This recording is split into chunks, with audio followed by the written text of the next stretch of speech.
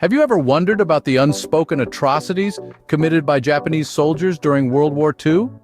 It's a chapter of history that, in many circles, remains shrouded in silence.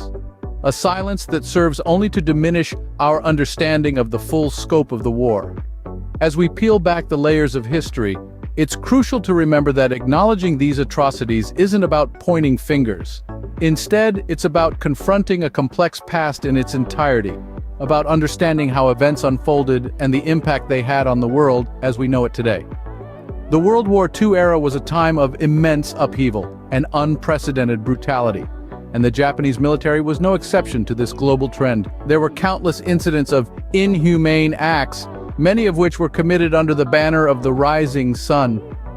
These ranged from forced labor and sexual slavery to biological warfare and the horrific treatment of prisoners of war. But why, you may ask, are these atrocities often left unspoken?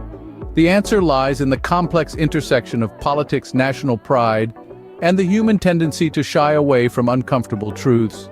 For many years, the narrative of Japanese wartime conduct was overshadowed by a desire to rebuild and move forward. This approach, however, has left a gaping hole in our understanding of the past. As we venture into this murky territory, it's important to bear in mind that the aim is not to vilify a nation or its people. The purpose, rather, is to learn from history, to ensure that the mistakes of the past are not repeated, and to pay tribute to the countless victims whose stories have remained untold for far too long. In the coming minutes, we will delve into various aspects of these unspoken atrocities committed during the World War II era. We will be guided by historical documents, personal accounts, and the cold, hard facts of history. This journey may be uncomfortable, but it's a necessary step towards understanding our shared past. Today, we delve deep into these dark chapters of history. Our journey begins with the Sino-Japanese War in 1937. This conflict was a brutal juncture in human history, marked by several war crimes that have left deep scars on the collective memory of humanity. In the heart of the war, the city of Nanjing became the stage for one of the most notorious atrocities of the 20th century. The Nanjing Massacre, also known as the Rape of Nanjing, was a 6-week period of unimaginable horror. Japanese soldiers, in a frenzy of violence, systematically killed, looted, and violated the citizens of this historic city. The exact number of victims is still a topic of debate, but estimates suggest that tens of thousands to more than 300,000 people lost their lives.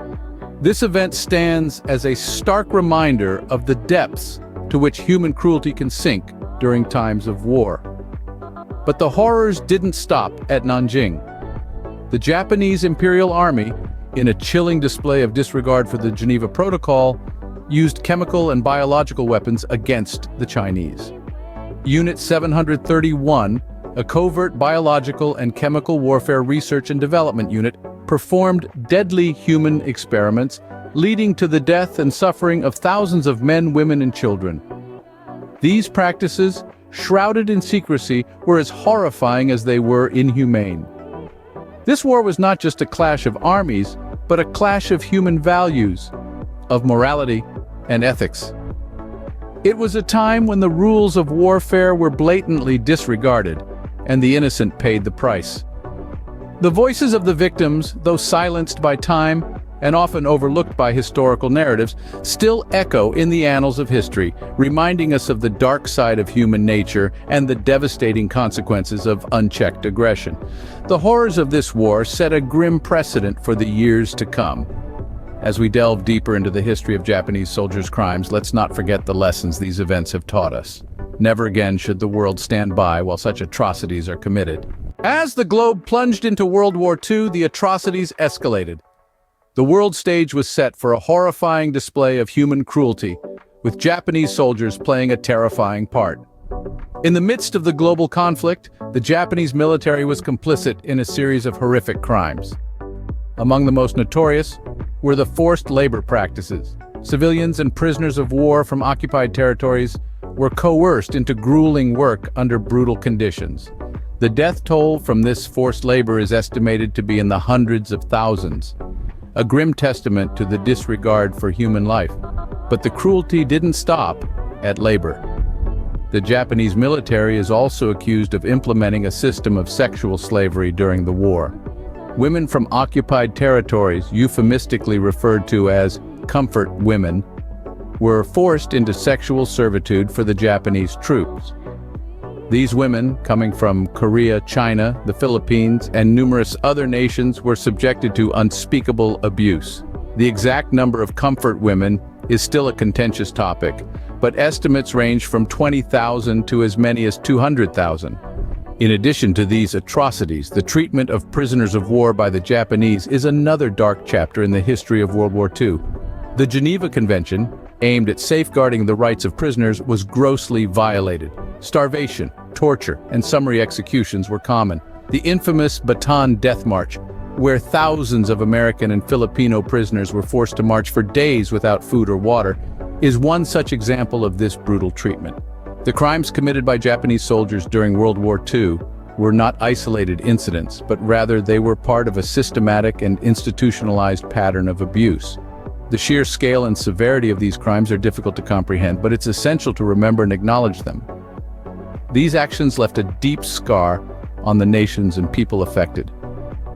They serve as a stark reminder of the depths to which humanity can sink in times of conflict and the importance of striving for peace and justice in the world.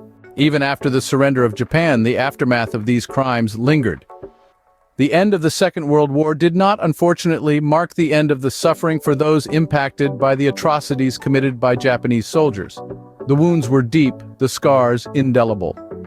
In the aftermath of the war, the world was left to grapple with the magnitude of these crimes. Yet what was equally disturbing was the denial and downplaying of these atrocities by some Japanese officials. This isn't a phenomenon unique to Japan. History has shown us that many nations find it difficult to fully acknowledge and take responsibility for their dark past. But this reluctance to face the reality of what occurred during the war years has only served to exacerbate the pain of the victims and their families. There were instances of revisionism where the scale and severity of the war crimes were minimized in Japanese textbooks. This, coupled with instances of outright denial by some officials, sent a chilling message that the suffering of the victims was being swept under the rug, their voices silenced in the very history that was supposed to remember them. These denials and attempts at revisionism have had a profound impact on the victims of these war crimes. The survivors and their descendants continue to seek recognition and justice for the horrors that were inflicted upon them. The lack of acknowledgement, the refusal to accept responsibility, has only added to their trauma, making healing an elusive dream for many. The ripple effects of these post-war crimes have also strained Japan's relations with other countries, particularly those whose citizens were victims of these atrocities. The failure to fully acknowledge and apologize for these war crimes has been a sticking point in diplomatic relations, a thorn in the side that continues to fester. The effects of these crimes are still felt to this day. The echoes of these atrocities continue to resonate, a stark reminder that the past, however painful, cannot and should not be forgotten. So, why is it important to remember these crimes? That's a question we ought to ask ourselves. It isn't about dwelling in the past or nurturing old grudges. It's about recognizing the echoes of history in our present, understanding the impacts of those events, and ensuring they never repeat themselves. Remembering these crimes, these horrific acts of violence and inhumanity, is crucial to preventing history from repeating itself. It is a stark reminder of the depths to which humanity can plunge when blinded by hatred, bigotry, and unbridled ambition. It's a warning, a grim lighthouse in the stormy sea of history, casting its light to guide us away from the rocks of past mistakes. But it's not just about prevention, it's about justice. Justice for the countless victims who suffered and perished. Justice for the families torn apart, the cultures obliterated, the lives forever marked by the dark shadow of these crimes. Remembering is the first step towards seeking justice, towards recognizing the pain and suffering endured, towards ensuring that those responsible are held accountable. To recap, we delved into the unspoken atrocities, the inhuman acts that marked a dark chapter in history. We explored the Sino-Japanese War, a conflict that witnessed some of the most egregious violations of human rights.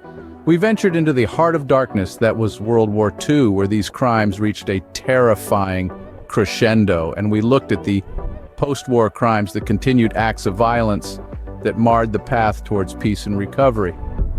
Each of these chapters serves as a somber reminder of the past. They shed light on the horrors of war, the brutality of unchecked power, and the devastating consequences of forgetting our history. They underline the importance of vigilance, of standing up against injustice, of remembering and learning from the past. History, as painful as it might be, holds lessons that we must never forget. Let us ensure that these lessons are not lost in the sands of time. Let us remember, so that we may strive for a future free from such horrors, so that we may seek justice, learn, grow, and move forward towards a world defined not by our past mistakes but by our future triumphs.